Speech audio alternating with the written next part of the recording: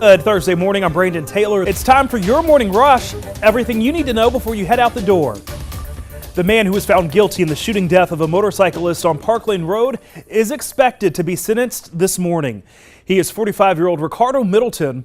Fifth Circuit Solicitor Byron Gibson says back on July 27th of 2017, Middleton followed 3 victims after an argument at a motorcycle club.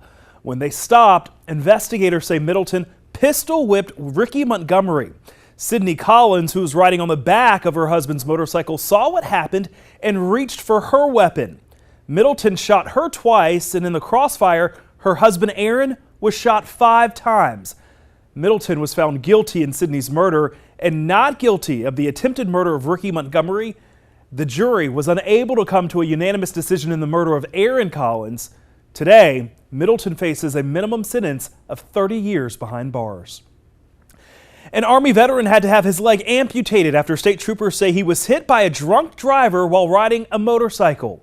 Investigators say this woman, 62-year-old Cynthia Sims, was driving the car that hit the victim.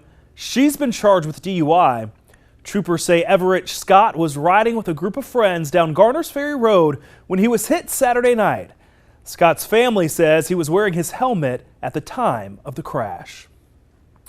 Well, we are on your side with an Ask a Lawyer phone bank later this evening. Volunteers with the South Carolina Bar will be on hand to answer all of your legal questions. Again, that phone bank will run today from 5 until 7:30, so if you do have an issue that you would like a professional to take a look at, make sure you tune into WLTX later this evening for some advice. Well, as of 6 o'clock on Thursday morning, Hurricane Lorenzo became our 3rd major hurricane of the season in the Atlantic. It's forecasted to strengthen even more by Friday morning before maintaining its Category 3 status through at least early next week.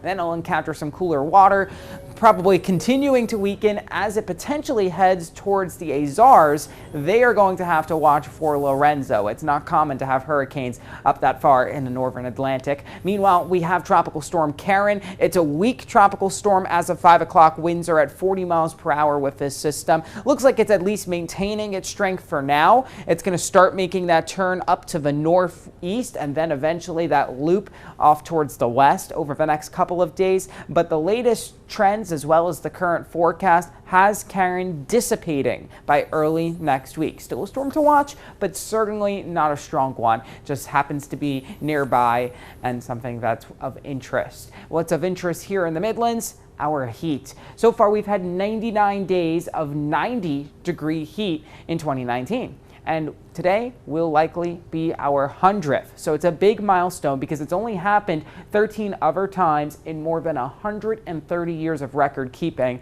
The record for the most 90-degree days is 116 back in 2010. Now, do we break a record for our warmest September 26th? In Columbia? Maybe, because 97 is the record. We do have some morning fog out there, so that could keep our temperatures down during the afternoon. But regardless, we're going to likely make it into the 90s area-wide. Friday morning starting warm and humid again, but we do have a better chance of some showers on Friday than we do today. And so one more close look at Lorenzo, as you can see, spinning out in the Atlantic. We'll continue to keep you updated on the tropics.